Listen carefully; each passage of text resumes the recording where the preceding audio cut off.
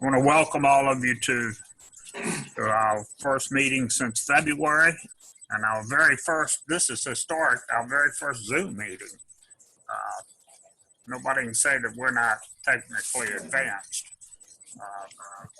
We can even, as I stated last night, I felt like my parents with the clock on their VCR.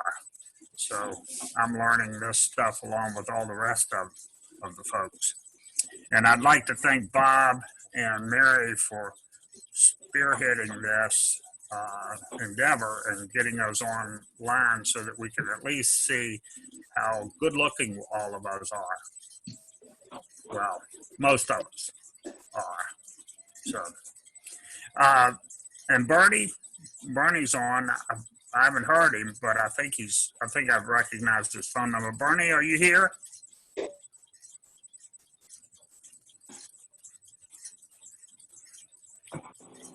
I haven't heard him. That's him, isn't it?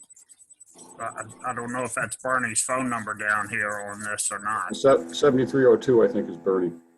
Yeah, I see his number on his tile, but I don't know why we can't hear him. I don't have anybody muted from my end. Okay. We're picking up some background noise from his location, but we're not hearing him for some reason. Okay, well, hopefully that'll, I think that's him. Bernie? Yeah. Yeah. Oh, he's here. There he is. I'd like to welcome Bernie back to the meetings and hope all is well. It is. I'm doing okay. Good. My son Byron is trying to get in also. I don't know if he's around. Clint? We let him in. Don't worry about it. We let him in. His son Byron. All right. Yeah, I said my son Byron is trying to join the meeting.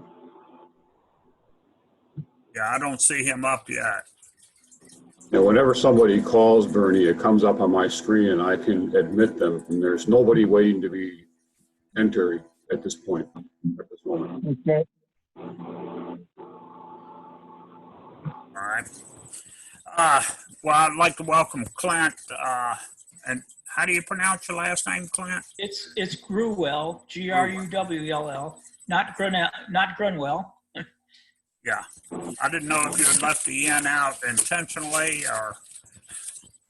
No, I didn't know if you all just were a different related. spelling of our names. Yeah. Well, welcome, and Well, hopefully you'll. This is more of a business meeting and a presentation. The Tuesday night group that Randy leads is the learning sessions, so to speak, where you can learn to work on clocks. So hopefully we'll start those back soon. Got my fingers crossed. Normally we accept the minutes. I don't think we have any minutes to accept. So any old business that we from February that we haven't completed? I think that is enough. I've got a few items for new business. I'd like all of you to begin thinking about officers for the 2021-22 years. As you know, Donald Jackson and I, our terms end at December 31st. So we need a new president and a new vice president. And I would hope that, pardon? Since you've been gypped out of a few meetings, why don't you all just carry it on for another year? I was thinking that you should step up and. That's all right. Thank you. Who is that? Randy. And, you know, we'd have to change our bylaws and stuff. It'd be such a mess. Isn't that right, Gary? I think we could work it out. We could always override those bylaws. Hey, we overrode those bylaws when I was secretary. And everybody kept their offices for another term. And we just voted on it, and it was a one-time deal, so it can be done.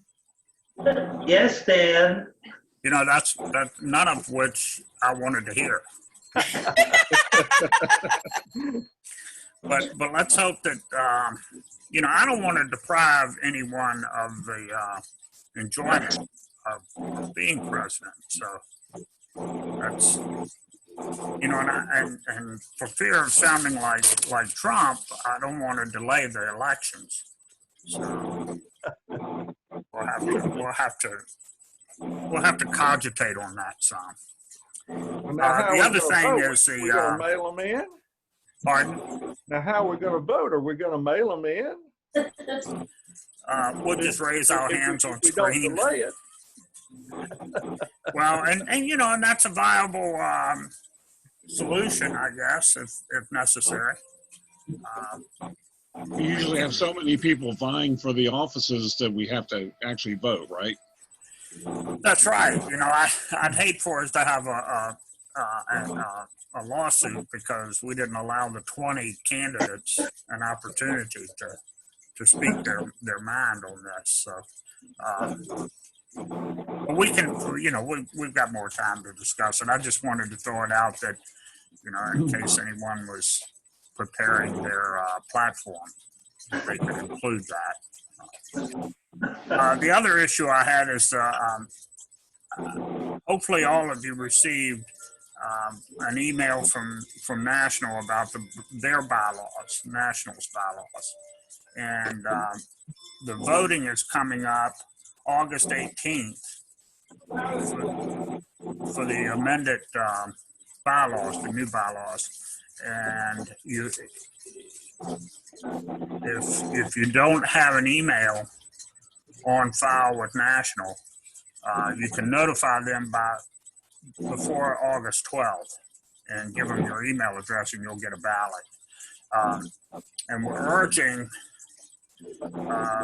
folks to vote for the new bylaws because there are two major issues, and there may be some others, and Renee can probably talk better about this than I can.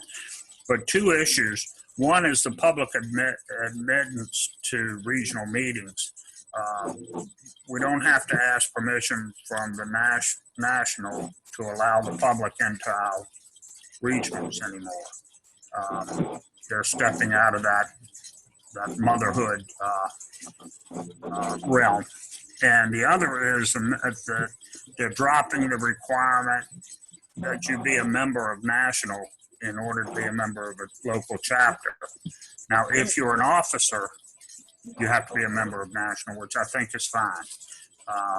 But general membership, you will no longer have to be a member. And I talked with Jim Price, who's the Chief Operating Officer for National, and I think he's head of membership and several committees. He admitted that his club has a number of people that are members of the club but aren't members of National. And I said, I doubt there are any clubs that have 100% membership in National. I know our club, you know, I've been a proponent of allowing non-national members be members of our club. We need the money, we need the participation, and if people don't want to be members of National and pay the $80 or $90 annually for that luxury, then that's okay with me as long as they pay their $20 to us. So I don't know how all of you feel about that, but you have an opportunity on August 18th to say yay or nay to that. Excuse me, Dan, I got to head out. Sorry. Hello, goodbye. I'll catch y'all in just a few. All right. Hi, Randy. Randy. And let's see. And the third issue I had is our dues. We are missing 30 members have not paid their dues for 2020. And I've gotten, first of all, I talked with National. They have no plan at all to do anything about dues. You know, they're going with their standard. They send 2 emails and then a letter saying that you're no longer a member because you didn't pay your dues. I know my video keeps cutting in and out. So I talked to some other chapters, and basically they're just holding off kicking anyone out of their club. As you may know, our bylaws dictate that if you have not paid your dues by the end of the June meeting, then you're removed from the roster. Charles Carroll. Dan, What? Dan, have these members been notified that they're in opportunity to? I'm getting I'm just getting parts of Gary's comment. I think what he said was that they've been notified. And the answer is yes. They've received a number of emails from Charles letting them know that their dues are unpaid. That's good then. We evidently are paid. Yeah. You're not on the list. Okay. But one suggestion, and Charles had mentioned this to me, is that we forget about 2020. If you paid your dues for 2020, you automatically move to 2021 paid dues. And those who have not paid 2020 will be due for their dues in 2021. So Sounds like a good approach. It sure does. Has the county forgiven our rent? That's a good, have they forgiven us for the months we're not meeting there? yes, they. I've talked to Ann Jackson just before we canceled each of the last 3 meetings, and Gwinnett County has credited us $421 a meeting. So we've got 3 meetings, and we can use that to reduce our dues for our rent for next year, or they'll cut a check. And I just told them to hold on to it, and since we don't have an interest-bearing account anyway, so we're not losing any interest. That's good. We have no expenses right now, then that's good. That's right. No expenses and no income. That's right. So 0 and 0, right? Right. And I've got the treasurer's report here to go over real quick with everyone. So so that's something that we can do with the dues. And I guess we can vote on that right now if you want, since we got enough members here to make that decision, I think. So if you're in favor of just moving the dues to 2021, raise your hand. You can't see us, but Jim and Renee Colson raised their hands. Right, great. Michael's voting twice. He's Democrat. He had both hands up. Okay. Yeah. Vote often. That's right. Anyone opposed? Right, well then the motion carries, and I'll instruct Charles to send out an email with that information. Dan, one thought. When Charles sends letters telling people that their dues are due, I wonder how many of those members know that they don't have to be a national member? Well, they didn't. I mean, technically, they still have to be a national member. At this time, until it's voted until on and August approved. 18th. Yeah, when the new bylaws go through. But looking at the list, most of them, I think, no. You know, because a number of them aren't members of national already. Okay. Any other questions on that? All right, the treasurer's report, real quick, I'll tell you, our balance is $17,514.67. We had one person pay their dues, and we had a check donated back to us. So we got $28.34 in income, taking us to 17,514. So we're still doing fine. Dan, Yes, Mary. that balance does not include 3 rent to Gwinnett, so our effective cash plus credit is more like 28 or more. No, it's more like 18.9. So we have 3 months of $400. Okay, our current balance is 15,000. Yeah. He didn't put the credit in here for the rent. Okay. So our balance is in the mid. Tell me one more time the balance. Is 18.9. 18,900. Right. Okay. I heard 1,800, or that's how it registered. And that's we're still pretty healthy financially. So, that's probably better than 90% of the clubs in the nation anyway. That's good, pretty good, I think. You're right. When I was talking to Jim Price about the 30 members in our club that hadn't paid, and I said, I don't want to just kick 30 members out.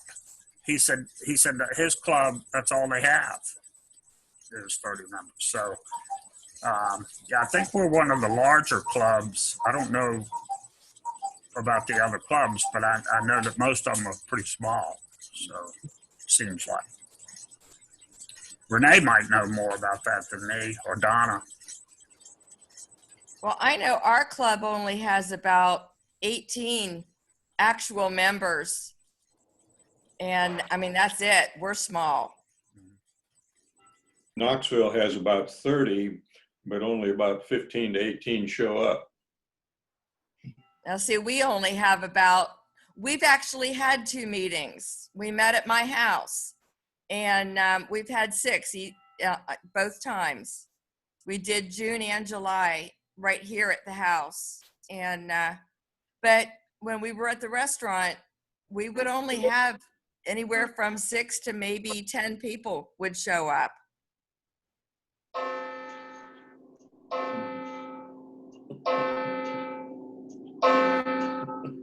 That's Big Ben, by the way. Yeah, that'll teach us to hold a meeting for a clock club. It's only about 30 seconds fast. Yeah, I'm thinking of muting because all of mine are going to be going off in a minute. Yeah. I think, we have 96 members total. So, but we keep declining every year, though, unfortunately. And so we've got and we average about 50 people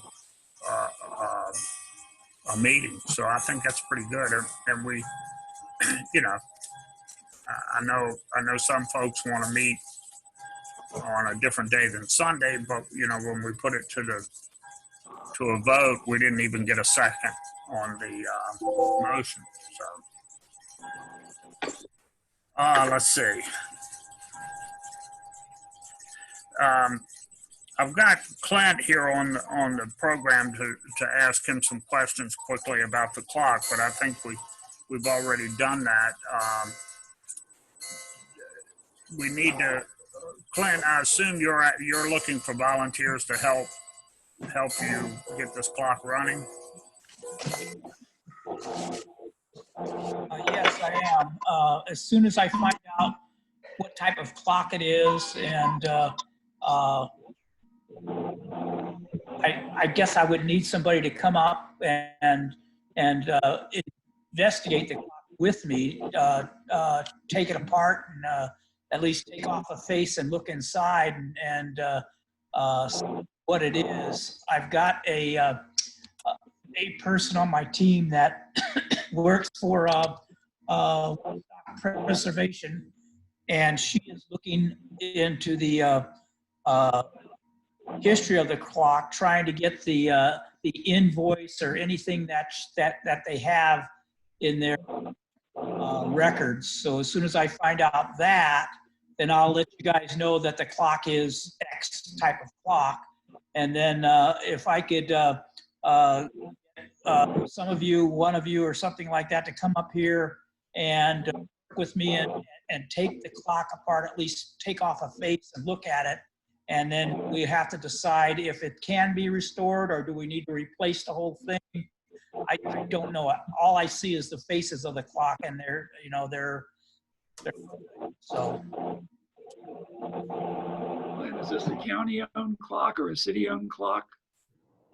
It is a Parks and Recreation-owned clock. So the city does own the clock.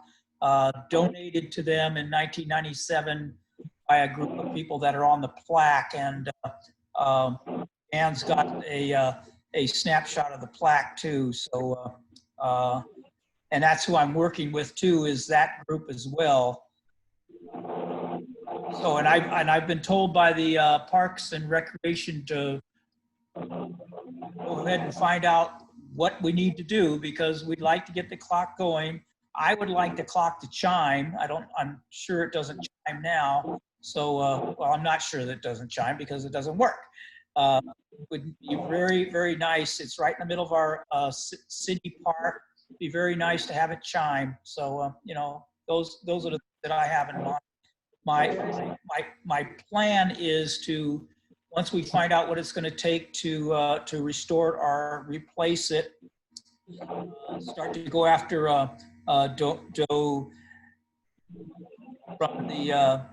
from the people up here in Woodstock. I live in the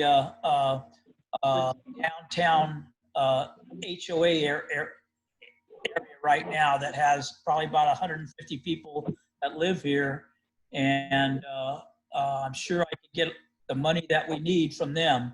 Or the city will kick in. So that's I'm right in the start of the whole thing right now, just trying to find out what it's going to take to restore the clock, replace it, and then go after the funding, and then do it. And I'd like to be involved in doing it myself. So I need some schooling because I'm a mechanic, but and a woodworker, but I've never really worked with clocks, and I'm very interested in doing that. Even to the point that I will join your group if you have me and start learning from you. There's a very good chance that it's a Verdon or a Electric Time Corporation. Okay. Where's street clocks. Those were very popular in the 90s to be donated. So it probably has an minute impulse driver. It's not going to be any kind of an antique street clock movement. It probably has a very small base, more posts in the top clock. That's great. Thank you. Where is this clock located? It's in the city park right downtown Woodstock, Georgia. There's a city center park right at the center point of the city.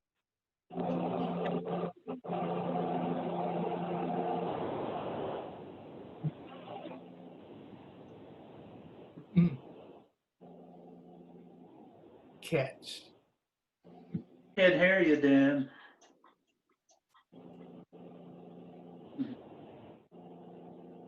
How about now? Yes. Okay. Well, I was wondering why no one was responding. Woodstock is off 575 or 75? It's off 575. Oh, okay. I couldn't remember which interstate it was off of, but Yeah. If I have to get to you guys, back roads, because I used to go to a working group over that way in Gwinnett, or so yeah, it's quite a run for us, and it'll be quite a run for you too. Silly cat. Don't let her carry the all right. Well, we'll see if we can, stay in touch with Randy on it, and we'll see if we can get some volunteers to help you out. I appreciate that. Thank you. That's Warren's holding up a picture of the clock. Oh, wow. Come on, Warren, I can't see it. Okay. Can you do that again? We didn't see it for some reason. I'm still not there. Okay. You see me? There we go. Okay, now we got it. Oh, Yeah. that's a 4 down. Yeah, that's a brand new one though, for sure. Yep. Thank you. Thank you, Warren. Thank you. All right. I guess it's time. Can I put in 2 bits worth? Sure. Okay, probably a practical thing to do is to have one with a radio in it that resets itself when the power goes off.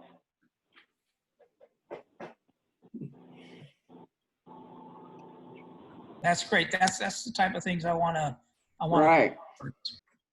If you're going to replace the whole movement, Verdun and Daytona Beach, we just redid the whole clock tower on the beach, and we have remote control for it at a pump house on the ground. Needless to say, when it's 70 feet in the air, you don't want to have to climb up there and change things all the time. But, But there are movements available. the current way to do that is to have a completely automatic clock with a radio in it, so that if the power goes off or something like that, it will automatically reset it when the power comes back on without having to go to it at all. Our clock does that, and it does all the time changes, and it's backed up. But again, if you want to force resets on them and do manual corrections, that's where the exterior controls come in. And correct me if I'm wrong, but if you wanted to make a chime or a gong, if it doesn't already do that, you're going to have to replace the works anyway, right? That's correct. So as Clint, I'm sure as you know, it's not as simple as you probably first thought. Yeah. I didn't think it was going to be very simple at all. That's why I'm trying to reach out to the group. It's like having to replace or repair a Volkswagen Bug. We have to go to the rest homes to find the mechanic that can do that. So I'm knocking on your door. Yeah. Knocking on our door. We'll see if we can get you some help. Thank you. All right. My son Byron has installed several of those, both new and reconditioned existing ones, and would have a lot of information on that. Oh, good. There you go. Perfect. Thank you. All right. And Bob, while I think about it, if you could send Charles an email with the fee for this Zoom so that we can get you reimbursed. All right. George, before George gives us a groaner and begins the presentation, I'd like to congratulate George on receiving, he's already a fellow, and he received his Star Award. Congratulations. Congratulations. That's Thank you, fantastic, George. What was that? Nobody deserves it more.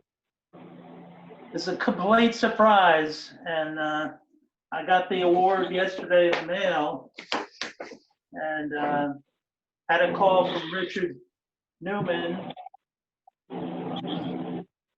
Thomas, Silver Star. A silver, you're not gonna be a gold star? Yeah. No. Oh, okay, so down the road, we have to turn him into a gold star, it looks Yeah. like. Maybe, Okay. maybe when I turn around 9 years old. So, are we ready? Yes, you have a groaner? Yeah, but do you Go want for to, are we going to start muting or what? I am not seeing Bob on here. Bob, do you have us as co-host? I do. Okay, I am. And Dan, when we do groaner, you want to go on and do the program, the George's program from there? Yes. Okay. What I'm going to do is I am going to mute everybody. When George starts the program, I will mute everybody. We'll ask that you hold your questions to the end, and if at all possible, raise your hand so we don't get folks asking questions on top of each other, and we'll call on you bit by bit to answer questions. While you are on mute, if you are on a tablet or laptop, you can use your space bar to unmute yourself. You would hold the space bar down while you're talking, and when you release it, you go to mute. If you're on a tablet, you'd have to physically unmute yourself via your tablet or cell phone. So we'll let George do the groaner and hear the responses before I mute everybody. All right. As you know, the only thing worse than one groaner is two groaners. So I brought two today. So first one is, what do you call a clock that has no numbers on the dial? The answer is it would be timeless. All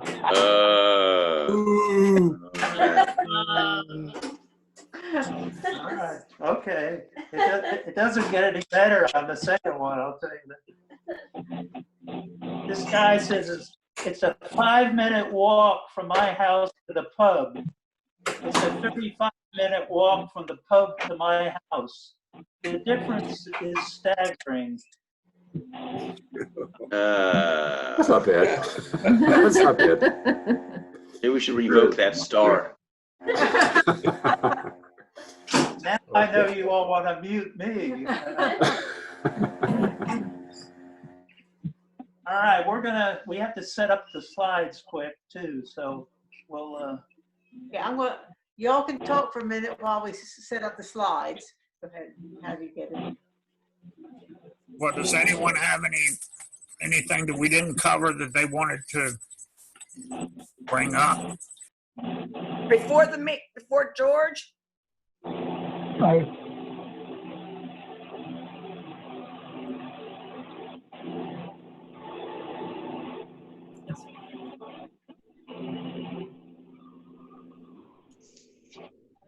We tested this process a couple of days ago, and we were unable to load these in advance every time we did, and then had to give the screen back.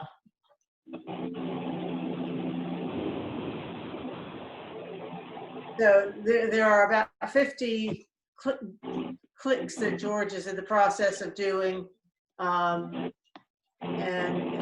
then we will turn it into an actual. I don't know if you can see him working now or not. So there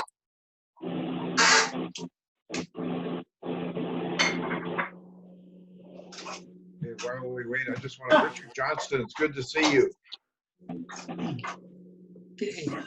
Child, before. Well, we trialed this by only doing a few pictures, and now Well, it's we not. did it. It, uh-huh.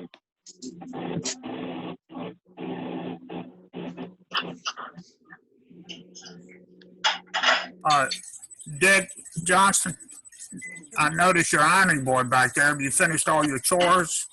My wife makes masks. She uses ironing board as the process. I thought maybe you were ironing all the clothes today. I do that quite often, you know that.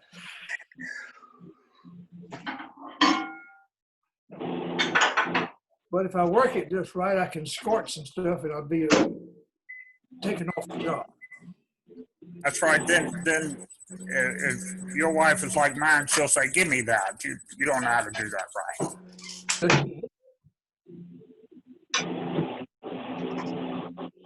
Where did George go?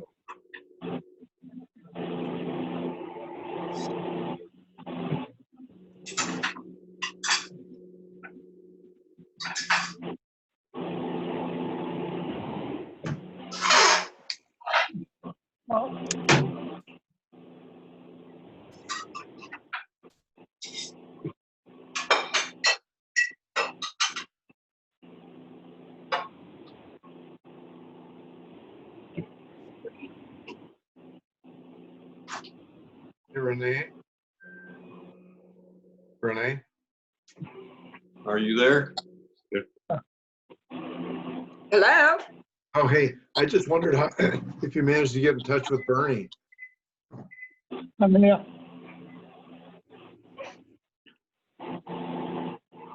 Bernie's on, Bill. Yeah, Barney's on. Wow. Now Bernie's getting ready to teach Byron how to get on. He's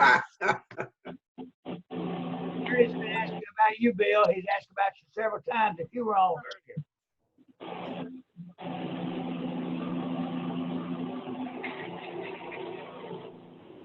Dan? Yes. While we're holding here, I got a call from Ken Pankel, who's with the Dixie chapter. And they are rewriting their bylaws in hopes to keep that chapter alive. They said no matter what happens, they will not be in the rotation in the future for Mid-South regionals. What that means at this point is Birmingham did not have their meeting in 2020, so they will do it in 2021. Nashville would have been 2022 if that hadn't been delayed this year. Okay, So we'll still have co-host and we'll reload slides. Okay, thanks.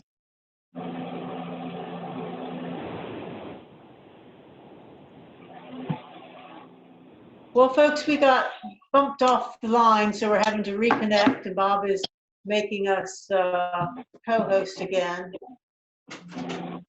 And we are co-host. Okay, so.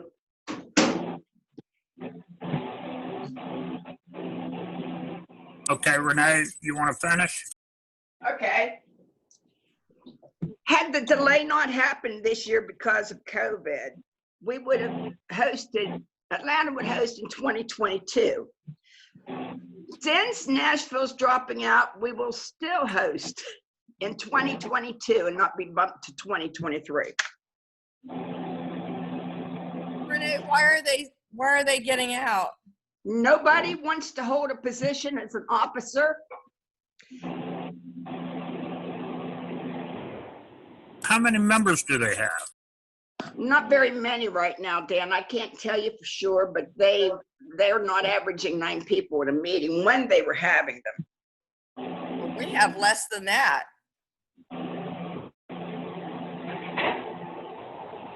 Anyway, I've been in communications with them, and like I said, they're going to try and salvage the chapter by changing the bylaws, changing their meetings. They were meeting every month. Well, I hate the thought that they're gonna, lose their charter. Well, they said that they will try to keep the chapter going, and no matter what, they will still be obligated to the seed monies and the rents for the regionals. That's not an issue. Okay, so they just don't want to run it. Correct. They don't have the people to do it. Hi, Donna.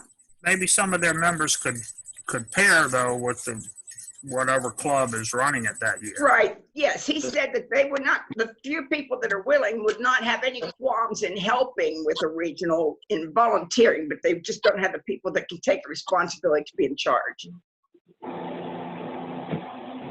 That's the best we can do, I guess. So again, we're still on for 2022. It did not get bumped since Nashville's dropped. Okay, and when are we due? 23? 2022. It was 2022 until they canceled this one this year. That would have bumped us up to 2023 because Birmingham's taking a responsibility in doing it next year. Then Nashville would have had 2022 and we would have been 2023, but Nashville will not be doing it. So we still have 2022. Okay. So Dan Jeffries will be president then, so he can handle that. I don't know about that. I joined the club finally, and look, COVID hit. Bad omen. Not so sure if I'm good luck for you. Yeah, here he did. He just did it. He just did it. Good. For your information, both the Daytona Beach and Jacksonville chapters are down to less than participating. How many? Less than 10. When you say the number, it cuts you off or something. Yes. We're not getting the number. I think I read his lips to be 10. Less than 10. Wow.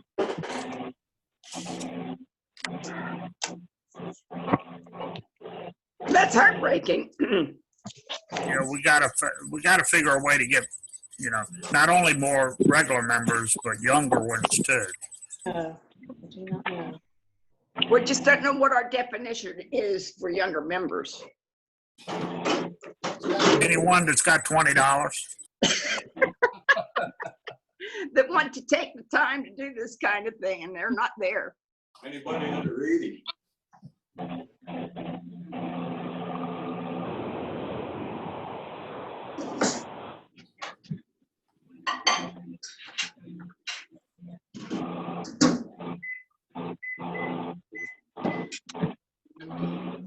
If you folks can hear us, It's only letting us go up about 6 or 7 pictures at a time.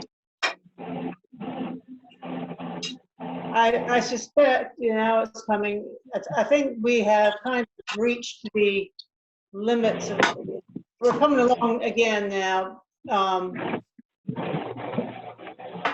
We're moving. I don't know why. It's kind of, and maybe someone else can address this. It's kind of acting like the George's tablet has reached its limit of how many things it can do at one time. How you doing? I'm good. How are you? I'm okay. But we're coming along very slowly here. Oh, a little work off the drywall. Drywall.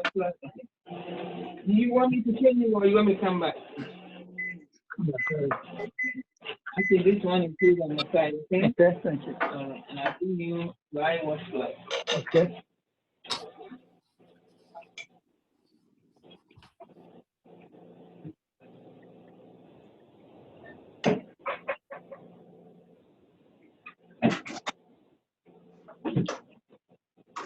Mary, do you think it's going to work? Yeah, we're getting loaded up slowly. We're up to about 35 out of the 50, and we're beginning to pick up speed again. No. Just let me work.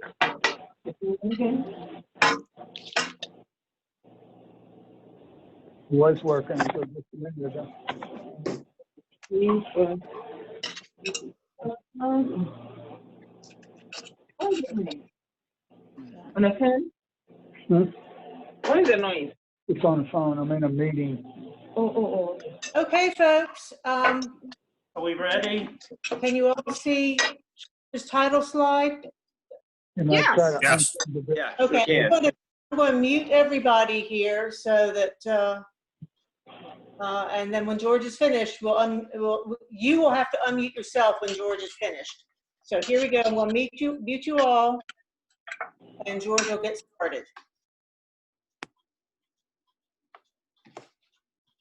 Okay, this is a quest looking at William Markum Jr.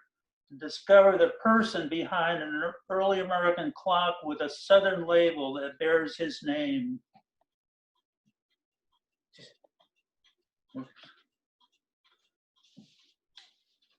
Our story begins with a clock belonging to the late J.W. Self of Greensboro, Georgia.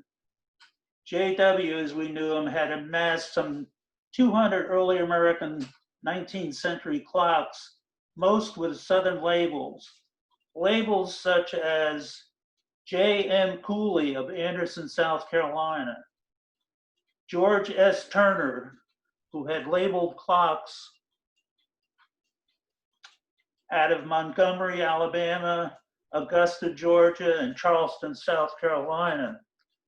Now, this clock label that I'm showing you now was just sent to me the other day by Henry Newman, who was setting up some clocks in people's house up in North Carolina, and this is one of the clocks they had.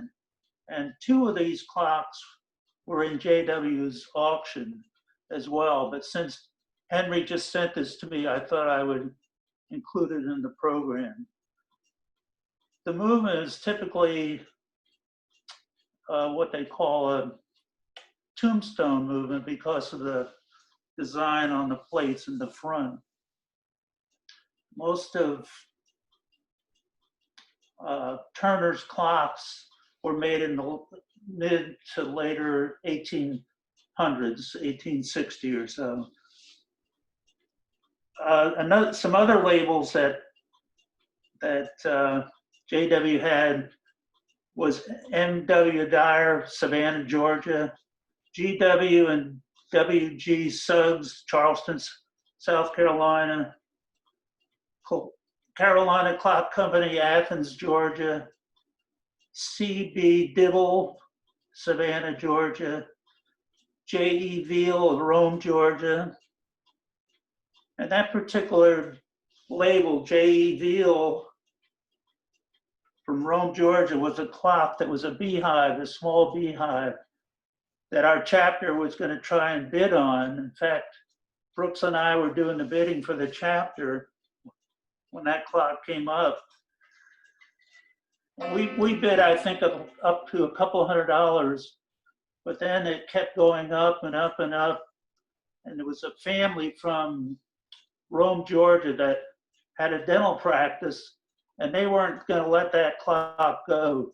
So they bid on up to, I think, $900 and finally got the clock. It was a particularly rare label. Then there was J.C. Jackson of Athens, Georgia, Couch and Stove, Rock Springs, Tennessee. So these are some of the labels that of the clocks that JW had. There's a good picture of JW and Mary. They lived at 205 Broad Street. This is a picture of their house in Greensboro in their 1827 home. And after his passing, the family arranged for a 2-day out of the house auction that was held on May 4th and May 5th, 2018.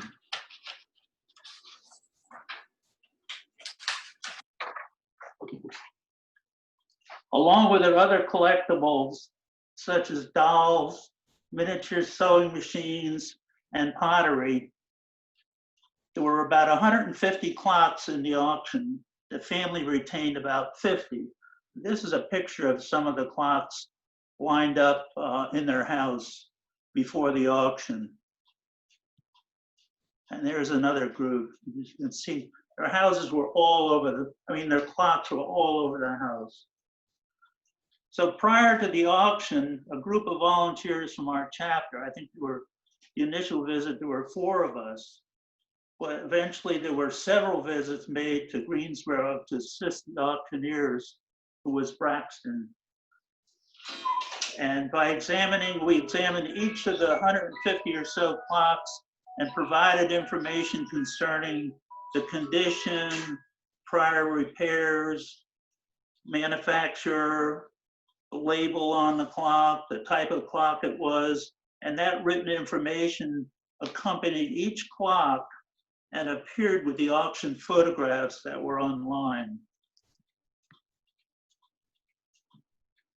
Our chapter ended up purchasing 2 clocks with Southern labels in the auction. The first is a Darrow and Seymour. That was Elijah Darrow and Edward Seymour, which is a half column and splat clock with a make and label. The label was printed by S. Rose and Company. Actually, his name was Zimri. He was known as Simri. His name started with a Z, and he was known as Simri with an S, because he didn't want to be known as Z Rose. This guy came to Macon in 1818, was the editor, publisher, or both, or silent partner of every Macon paper. He died in 1869. The history of Macon, 1823 to 1849, makes no reference of a Darrow and Seymour company. But according to a 1975 Bulletin article on Georgia-made clocks, there's also no record of Darrow and Seymour having a direct relationship in Connecticut. They likely formed a loose arrangement about 1840, whereby Elijah, in partnership with the Jeromes, that would be C&N Jerome, made the clocks, and Seymour, who had moved to Tuscaloosa, Alabama, sold them throughout the South. So this is one of our chapter-owned clocks, and Rick did the stenciling on this clock. It's virtually original all the way except for the glass. Another clock that the chapter acquired was a Dyer and Amos Wadsworth 1/2 column and splat wood movement clock that has a Seth Thomas made movement. The clock has an Augusta, Georgia label, and according to Jerome, in 1837, Dyer travels to the south and visits Augusta, where Connecticut men were finishing clocks for the Southern market. A donated Dyer and Wadsworth clock in the Augusta Richmond County Museum, of which it is said by the donor who gave the clock to the museum that her grandmother's slaves put their flat silver in the clock case, wrapped the course in blankets and heavy canvas, and buried it until the scoundrel passed. Interesting. That's the movement on that particular clock. 30-day Terry type. I can get it over here. Whoops, I missed. This is another one of JW's Macon clocks that went to the family, but I took this picture before the auction, and it's an extraordinary clock as well with the claw feet, so forth. Beautiful, rare stuff.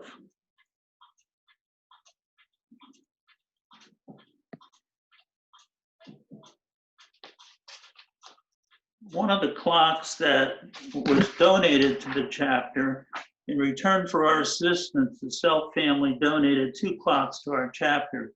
The first clock we selected was a triple decker with a Davis and Barber Greensboro label. As with many of these labeled clocks, it has an 8-day brass time and strike repeating. That's the clock after we restored it, and I had to blank out to not get a reflection on the mirrors at the top and the middle glass. You got a color in there, but this was after Chris Brown and I did the work on the case. And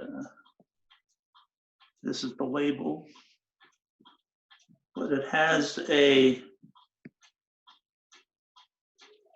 sort of rare, but most of the green barrel clocks that we've seen over the years have this type of movement. It's a called a repeating brass movement because it has an inside the plates rack and snail design. The case was designed, the triple decker cases were designed by Elias Ingram. According to Coleman, 1969, and Roberts, 1977, and NAWCC Bulletin, Josiah Smith Davis, born in 1802, married Chloe Barber. Chloe's nephew, Elijah Barber, had a clock factory in Bristol, Connecticut. Elias Ingram bought the factory and paid for it by shipping knockdown clock cases to Macon, Georgia, where they were carried by wagon to Greensboro. Researcher Rice said that Leela Harper Wood, an old Black woman interviewed in 1889, said that slaves assembled these clocks.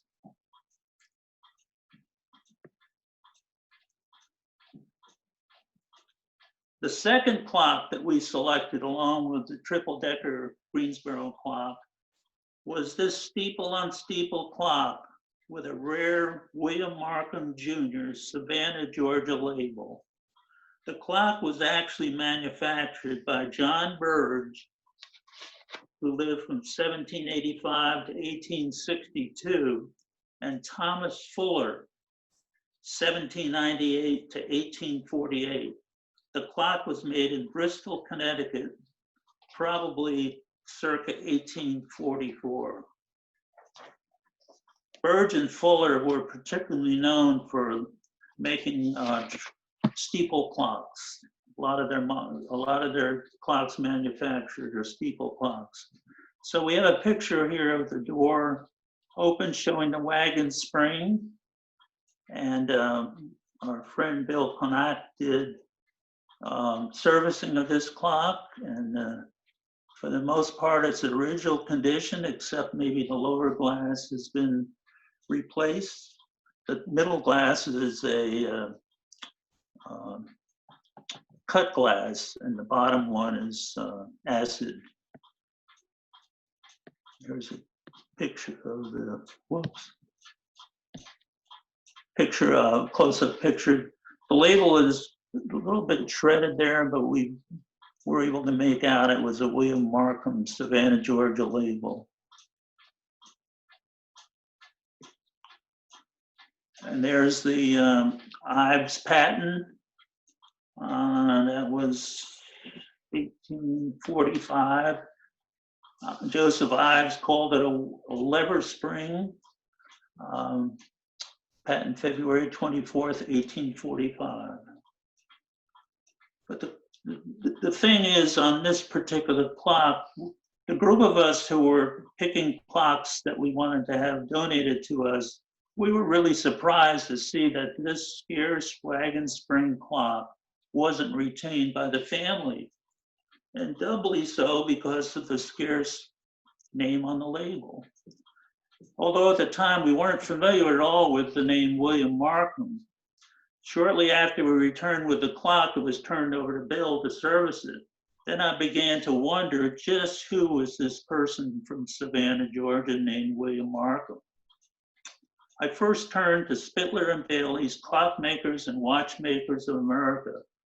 They listed only one clock with a Markum label for Mobile, Alabama. Next, I turned to the NAWCC website and message board And there I found 7 or 8 references to his labeled clocks, but they were from scattered places.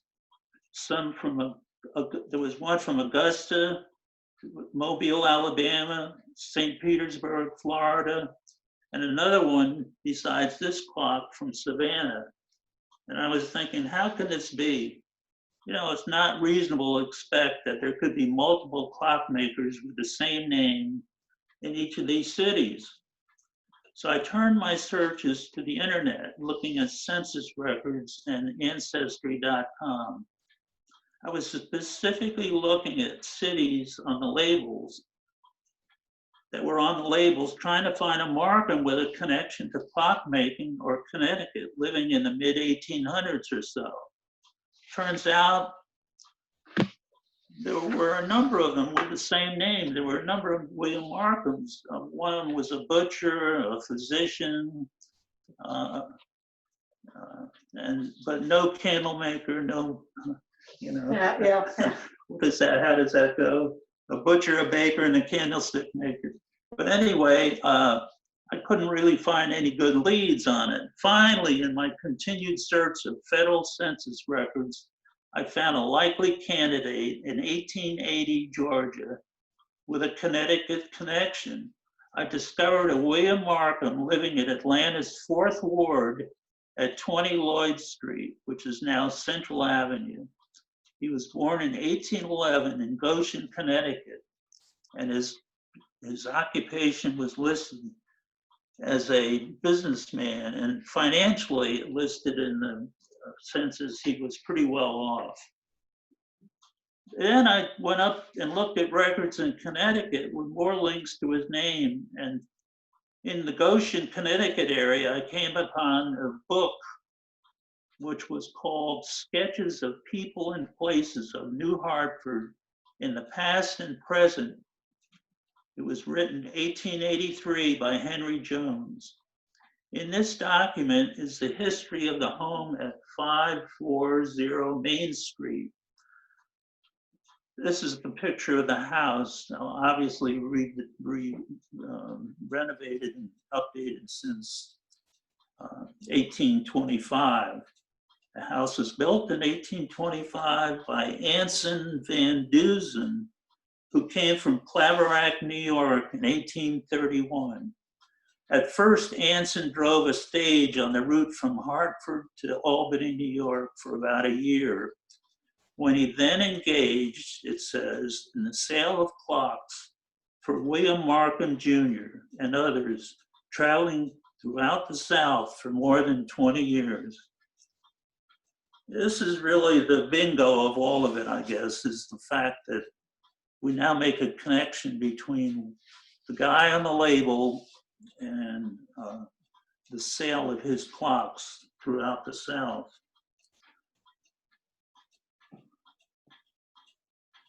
So, whoops. While peddling clocks in the South, Van Dusen retained his home. He sold it in 1847 to a guy named Hiram Chamberlain, who in turn sold it to Seth K. Priest in 1855. And here we have a map of New Hartford that is probably dated in the 1870s or so. And I can't put a marker on it, but if you can see, almost right in the middle of the picture is S.K. Priest, and that's the home at 540 Main Street in New Hartford, Connecticut. So really Van Dusen turns out to be the clue that, or the evidence that we can connect Markum with the labels on these clocks. Let's see here if I can get back. Here's a picture of William Markum, and according to the sketches, again going back to the book, William Markum Sr., the father, died May 4th, 1856, And he had 9 children, including William Markum Jr., who was an ex-mayor of Atlanta, Georgia. And according to Franklin Garrett's Atlanta and Environs, a chronicle of its people and events, Volume 1, 1820s to 1870s, Markum moved from Connecticut to North Carolina. Then he moved to Augusta and then to McDonough, Georgia. Turns out he's quite a character. So really, I continued its quest to try and find out more and more. And the more I looked, the more I found. I found a marriage record on Georgia marriage records from select counties, 1828 to 1978, for William Markum. He married Amanda Dorcas Berry, who lived from 1819 to 1889. And here we have evidence that they were married and wed in McDonough, Henry County on October 4th, 1839. Here's a census abstract from around the census of 1850. The couple is living in Henry County with their 2 children, Marcellus, 8 years old, and Emma, 6 years old. Emma married later and became, her married name was Lowry. They arrived in Atlanta in January 1853. And following the illness of then Mayor John Mims, our William Markum Jr. filled in as mayor of Atlanta, and shortly thereafter, he was elected mayor in a special election. So here we have this Connecticut Yankee arriving in Atlanta, and in the same year gets elected mayor of Atlanta. Sort of incredible. The more I looked for information about Markum, the more I found, as I just said. According to Franklin Garrett in Atlanta Environs, William Markum and Lewis Schofield in 1858 purchased the Atlanta Rolling Mill. I think was around Boulevard Street. Even though Markum was opposed to the succession by the Southern states, during the Civil War, his mill was rolling out cannons, iron rails, and 2-inch sheet steel for the Confederate Navy. In 1863, the mill was sold to Charleston, South Carolina interest. Then, shortly after midnight, on September 1st, 1864, cavalrymen under General J.B. Hood set fire to 81 ammunition train cars parked outside the mill to prevent them from being secured by General Sherman. The ensuing explosions destroyed the mill as well as all the train cars and greatly damaged structures within a quarter of a mile of the mill. The event was so loud, Sherman himself heard it from approximately 23 miles away. That mill was located on the site of the Fulton Bag and Cotton Mill, which is now a loft apartments, just east of Oakland Cemetery, near Cabbagetown.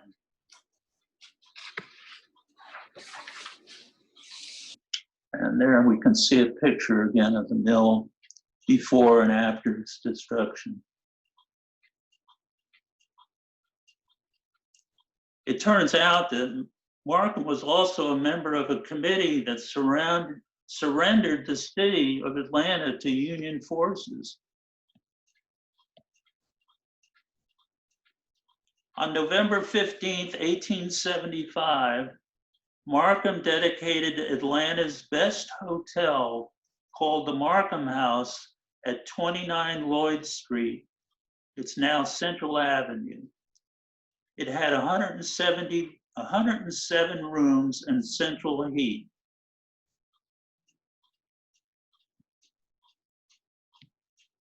Here's a picture of Lloyd Street. On the left, you can see the Markum House. And in the distance, you can see the spires of the Shrine of Immaculate Conception Church, which is still there and active. On September 22nd, 1877, President Rutherford B. Hayes addressed a huge crowd from the balcony of the Markum House. Hayes was the first president to visit Atlanta on a goodwill trip in an attempt to amend northern-southern relations after Reconstruction. Unfortunately, the hotel burned down in 1896.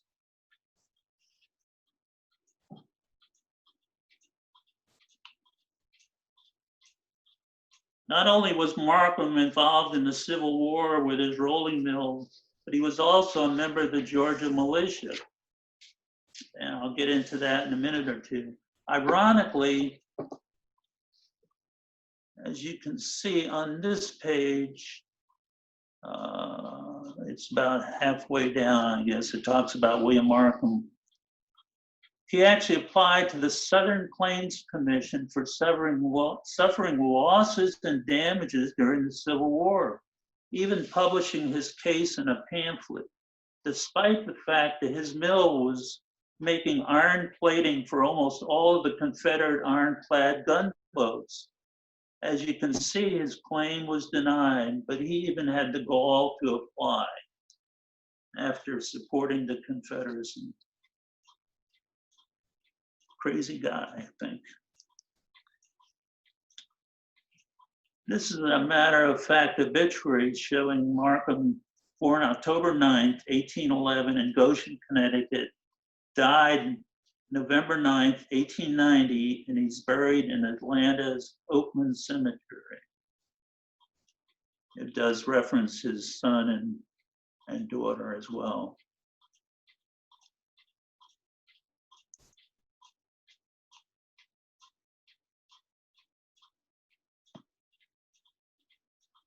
This is an obituary from the Hartford Courant newspaper, 13 November 1890. And my feeling about this was, as you read this obituary written in Connecticut, it's hard to swallow the glowing accomplishments for a person who was profiting from his support of the Confederate military, producing material in the mill that was used against the very lives of his Yankee brethren. I mean, you know, I'm surprised that a Connecticut newspaper would print a glowing obituary for a guy who was opposed to and eventually indirectly causing the death of a lot of Northerners.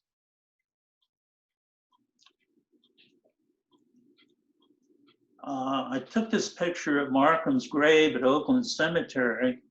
It's just about 50, 60 feet from the office and gift shop at the Oakland Cemetery, but quite an impressive marker. Let's see here.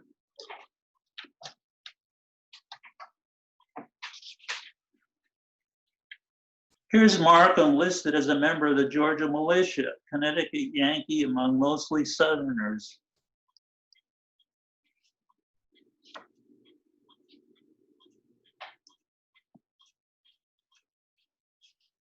Since he was involved as a militiaman and supported the Confederate military after the Civil War ended,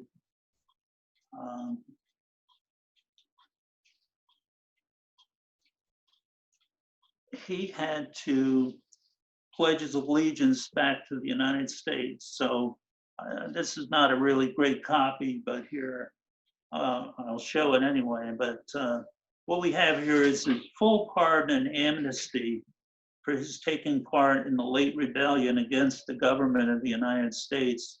And this document was signed by President Andrew Johnson on 28 August 1865. So now I guess he's back as a legitimate citizen of the United States.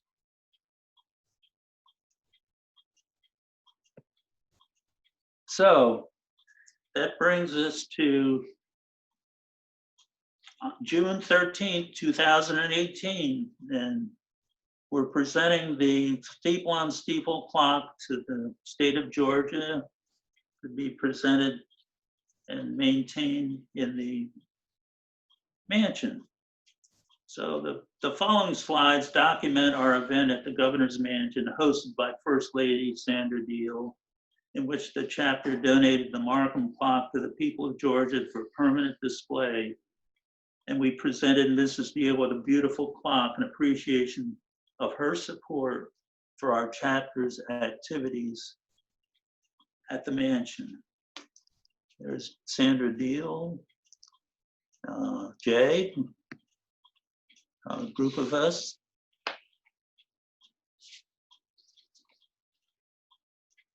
There's some of our visitors at that event.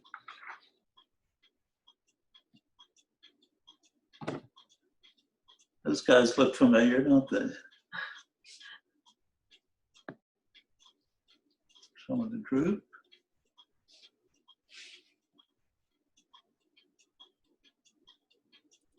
Kathy and Vince. And here's the clock as it is now on display in the mansion.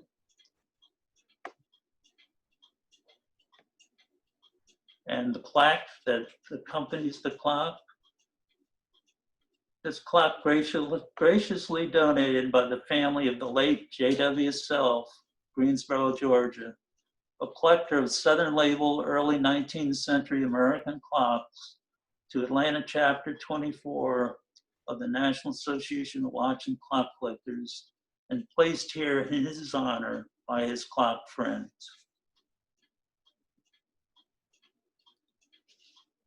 So, and all of those mansion pictures were taken by our friend Pete. And Bill had a picture in there of the clock earlier in the presentation. And those are some of the research and credits that we want to give. Unfortunately, Pete was always at the other end of the camera and never got himself into a picture. But we appreciate all the help we got from you, Pete, and also Bill. And those are some of the sources that we use. I'll close with a picture of the Tuesday night group from a couple of years back. And everybody with their equipment and so forth. And we just can't wait until we can be back there on Tuesday night. So, well, that's it, folks. I also want to thank our technical advisor here sitting next to me, Mary, and Fran and Bob for all you did setting up the whole Zoom thing and making it all possible. All right. So we're going to close out our screen share, and we've got everybody, hopefully can see each other again. You all are muted, recall. Does anyone have a question? Please raise your hand and unmute yourself. I'll call on anyone who I see might have a question. That was a good presentation. A lot of work went into that, George. I can tell. Yes. Thank you. Yeah, I'd like to make a comment on it. Thank you, George. It was really good. But a general comment on the Zoom portion of it. The presentation on Zoom probably was better than it would have been live because of the photographs and the supporting documentation showed up real well, at least on a laptop. Audio was great, and we didn't lose anything in that presentation by not being live. Thank you. All right. Thank you. Question, how are the mansion clocks doing these days? Well, Pete, haven't talked to them in some time now, but the last visit we made, they have been running the clocks. So, I don't think, what's her name? Mrs. Kemp. Bill? It's Marty Kemp, right? Marty, yeah, I don't think they have an interest in, they want them preserved, of course, but they don't seem interested in running them. So I just wanted to say, I thought George ought to get a gold star for this, for all that work anyway. And also on the Zoom meeting, I think this was, considering this is the first time we tried it, was outstanding. Thank you, thank you. Well, you know, there was, can you hear me? That George S. Turner label that Henry sent, it'd be something I'll probably try to look into too and see what I can find out about George Turner, because there's at least 3 labels with different cities for him, and I'm sure one of these clock peddlers was going around and selling clocks in the South for him. So that might turn up some interesting stuff. But this Markum guy was really quite a character. I mean, you know, just, he was into everything. A Connecticut Yankee in the South. I see that Richard had a question, but somehow I can't unmute him. Richard, can you unmute yourself? How about that? There you go. I want to talk to Clint. You're going to put that clock up in the front yard of where my mother grew up. Oh, really? Yes. How about that, huh? That'd be great. Would be great. Brooks, go ahead and unmute yourself. Can't hear you, Brooks. Now, is it unmuted? There you go. Yeah. George, I tell you, that is one of the best presentations. I agree with Warren. Man, I could hear, it was good. The visuals are great. We may want to consider this at all our live meetings. That's fantastic. But you've done a great job, and we appreciate you and all the work. But I want to ask you, are you going to give a copy of this to the Georgia Historical Museum? They've never produced anything this nice. Have they seen a copy of this? No, I don't think so. I'll try and give them a copy of the bulletin and maybe meet with them someday and give them more of the information, the pictures and everything. I'd like to ask Bernie, maybe he knows. I understand that you're talking about the present administration does not appreciate clocks like they should. What has happened to the one in the Capitol, the big clock of the Howard? I understand they moved it, Bernie. Do you know what they did with it?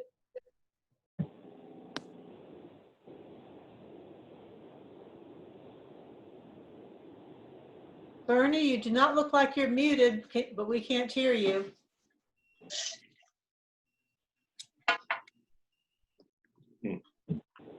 I can't. Bernie, do you know anything about the E. Howard that's down at the Capitol? Well, he looks like he's there, but we're not hearing from him. And he is not muted, as best I can tell.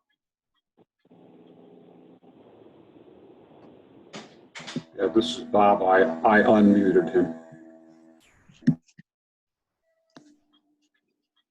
Bernie, can you hear us? Do you know anything about the E. Howard that's down at the state Capitol?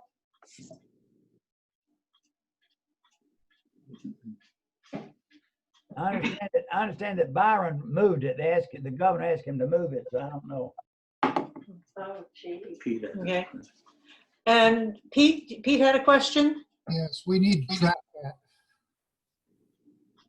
We need to find out what happened to it, where it is. Yeah. I agree, Pete. I have one contact who's down at the Capitol. He's not a legislator or an official, but I will contact him and see if he can put me in contact with anyone who might know. Other than that, we just, even perhaps Brooks can call the governor's office and ask an office member if they know what the details are. Yes, I'll do that tomorrow. I'll call but I was going to see if maybe we could get in touch with Byron because he moved it. They had him move it, but I'll contact him tomorrow and see if I can find out. Okay, sounds good. Yeah, I'd hate to find out that it's been put in storage and is going out for a quick auction. Yeah. If so, I know an organization that has a few $1,000s they might Buy it. Buy it and If it we'll does, fill a hole in George's we'll get on it ceilings. first. We'll get on it first, yeah. So, Dan, Yes. we had talked the other day in the practice session about, will we do this every regular meeting time, or are we going to do it more often? And then we would need to have people volunteer to give programs. We do have the videos that we did, the 8 videos from the mansion clocks, that some we could show, even 1 or 2 at each meeting when we do it on Zoom. Yeah, that's an idea. We paid for those. We ought to get some value out of them, and at least show the members. I'm okay with having this monthly if we can garner enough members to call in. What say ye? I'm game for it. I'm for it myself too. I like this. All right. Well, we can get Bob to send out an email picking. Let's see what. I don't. Let me get my calendar here. Yeah, with September, we're going to run into Labor Day holiday on a Monday. I don't know. Since we're all locked down, I don't know how much difference that makes. I'm not sure it makes much difference anymore. So September 6th. Yeah. Is that a good date with everyone? Sure. All right. Okay, here. If Bob could send out, Bob, you're going to send out a newsletter about the meeting anyway, right? Yeah, I've recorded the meeting. I think I'll be able to post it someplace so that anybody who missed it would be able to watch it again. Okay. And if you include September 6th, is 10:30 a good time for all? Yes. Works. Dan? Yes. I think we should also show a picture each meeting of a pot of coffee and some donuts. Love it. I think you're right. Yeah, virtual refreshments. Yeah. We'll have to, well, we could have donuts and coffee delivered to everyone's home. Yeah. But yeah, that'd be a good idea. We'll send a picture of coffee and donuts. You could up the game to champagne and caviar. Yeah. Mimosas. And it's nice to have Pete here since he doesn't get up here for the actual meetings. So it's nice to have him on here, and Bernie too. Yeah. Okay. I sure do miss the group. Yeah, Pete. We miss you, Pete. Yeah. You're missed, Bernie. Good. There's Bernie. Good. He said. Bernie, I don't think we've had a meeting that your name doesn't come up in. So everyone's asking about you, and so it's nice to have you on here. Well, you know, every couple of days I get on the phone with Bernie and I read him a whole bunch of groaners. So we're staying in contact. Well, I'm sorry, Bernie. And no wonder he's in the hospital. Hey, Bernie, it's Warren. Do you happen to know what happened to the Georgia Capitol, E. Howard, that was at the governor's office? It was hanging where? The big Howard in the standing regulator at the governor's office. But they moved it. Where did they move? I'm not sure which clock we're talking about. The big Howard. Regulator. The regulator. Number 22. Yeah. Number 22. The one that you brought to the Mid-South and to the National. Oh, you mean the grandfather clock? Yeah.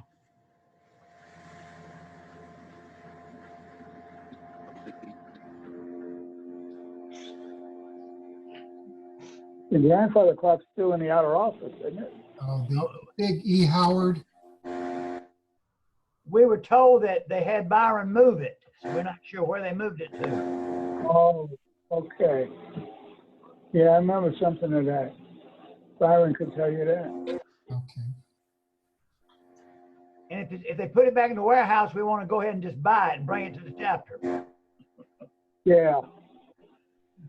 Yeah, talk to Byron about that, Brooks. All right, I will.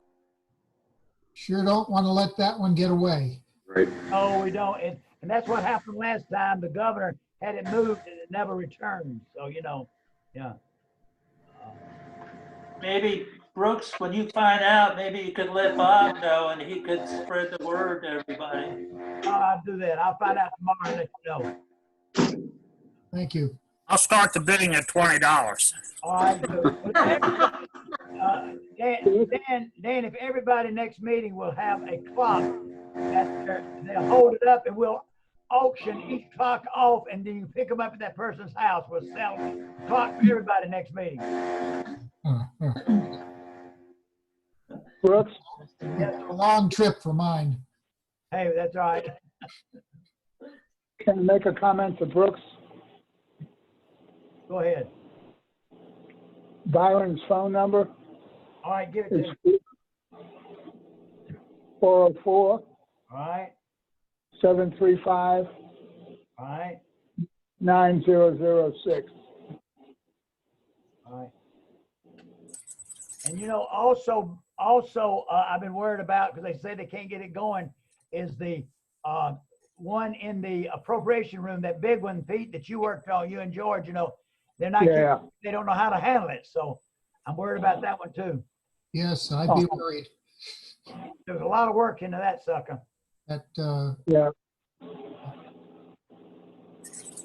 that's unfortunately one of those continuity things. As soon as the people who are familiar with it disappear, it's just like nobody knows anything anymore.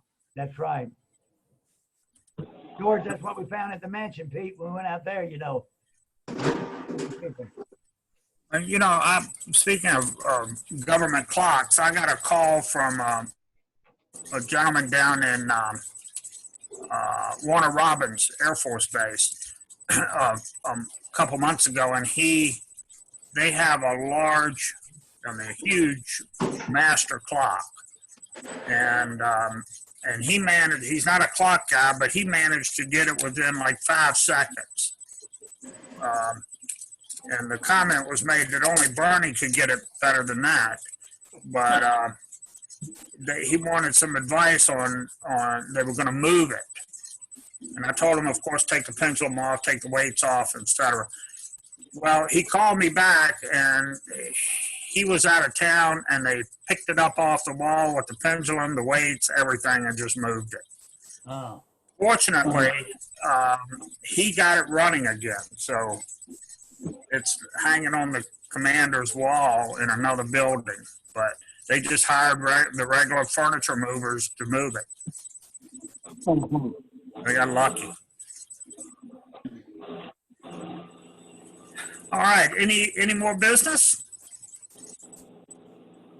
Well, I can't tell you how nice it was to see all of you, and I hope we'll get some more coming for the September 6th. And until then, stay safe. Bye-bye. Thanks, Dan. Thank you. Thank you. Thank you, George. Stand up, George and Mary. That was a great program. Thanks for letting me It join was you. excellent program. Thank you. Thanks, Clint, for joining. Thank you very much for letting me join. We'll see you September 6th. Okay. And let me assure you, this program was all George's. I just provided some low-level technical assistance. George did all the research and photography, and then we just I came in at the tail end to do some work with the computers. So all the credit goes to our star fellow. Thank you, George. Excellent. All right. Thank you. Thank you. Appreciate it. Bye-bye. It was nice. Bye, guys. Bye. Pete, take care. Right. You'll hear.